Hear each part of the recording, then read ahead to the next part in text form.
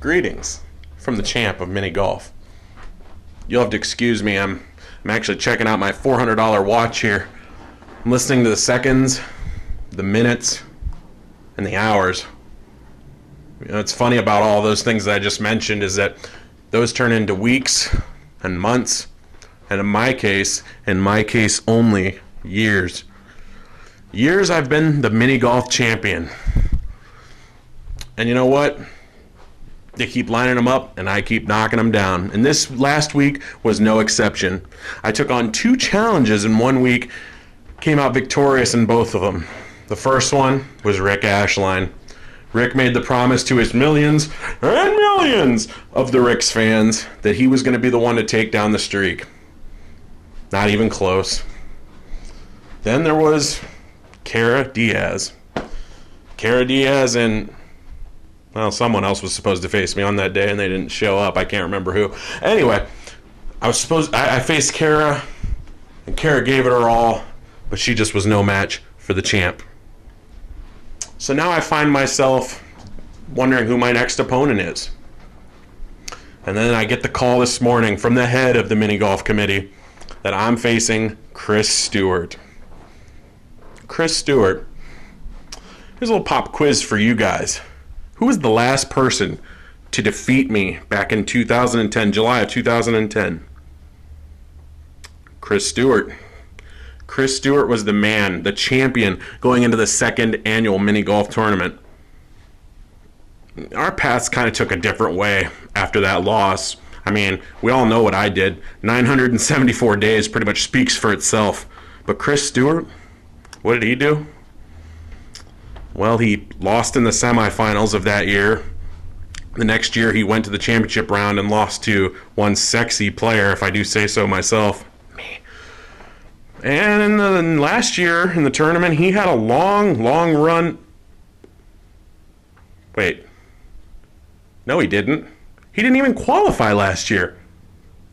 He didn't even qualify for the top 8 last year. This is the guy that you guys are sending to face the greatest mini golf player of all time? Doesn't even make sense. Doesn't even warrant a shot. I shouldn't be getting ahead of myself, though. I'm A-okay with facing Stu. The way I look at it is it'll just be one more time for me to put him down. So where are we playing? See, one thing I always let my opponents pick is the place where they're going to be buried. Stu picks a place that I've never played at, never even heard of, didn't know it existed, called Der Dutchman. And it's right outside of Mansfield, right by I-71 apparently. He does this, and other people do this, because they like neutral territory. That's the theory. I'm only good, and I've only been champion for 974 days because I've played at the same 10 or 12 courses, and that requires no skill whatsoever. Well, I'll tell you what, Stu. I have a pop quiz for you now. Why don't you go ahead and ask the Pollock family how they felt about neutral territory, about how a few weeks ago I played them at Sluggers and Putters, a place I'd only played at once in my life, and shot an 82, the best score ever in league history. It seems to me neutral territory is not the problem. You guys are. Just keep setting them up, and I keep knocking them down. One by one by one. And that reminds me, I got another challenge, because it seems like one person in this league is dodging me. That's Christina Czerny. I mean, she's the only person in the raffle that I have not played yet this year. And I want to defeat her really bad. So Christina, wherever you're at, I'm sure you're probably riding around a cruise ship right now. Give me a call back.